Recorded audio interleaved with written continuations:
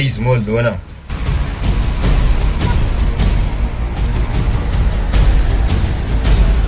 Ka yi makari kuwa? Ba ka yi ba. Ka san me za ka yi. Ka san dai garin nan ya yi rumfa. Ka zagaya nan bayan hanya.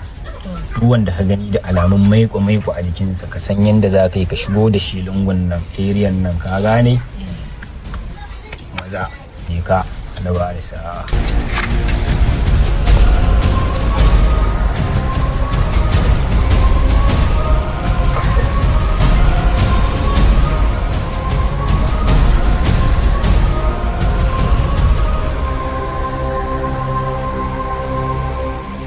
wannan irin anguwa ce, na shigo ma sai rami nake gani, bara yan kirarin yan nan.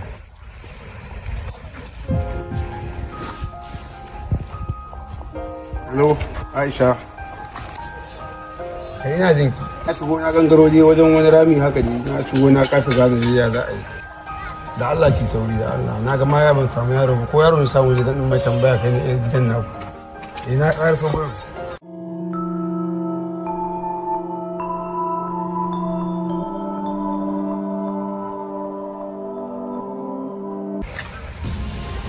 Kasan gidan Aisha wata doguwa haka ne, wata mai dan bille.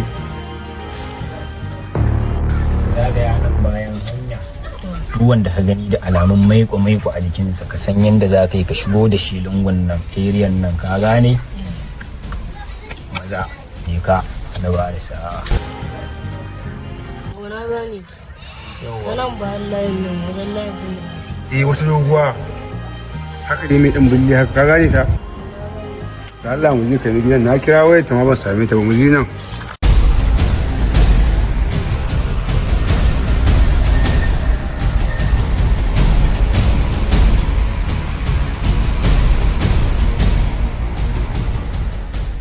Nan bara in je kira mai ta. Ok, to shi kenan. Allah ka ce sai wani yana da. Yaran nan ya murya. A gida in na samu wani gaya ka nan kan kwana, akwai wata zabuwa na hannun. Ciya ce. Gajiya ce ba. Oke small ya za yi kaga. Oke to kaga.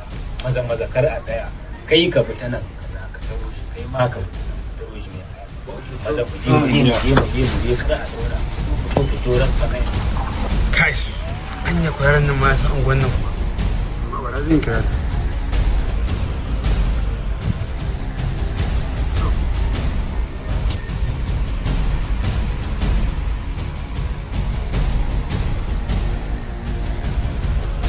Inna lillahi wa inna ilaihi raji'un. Kawai nan karko ta.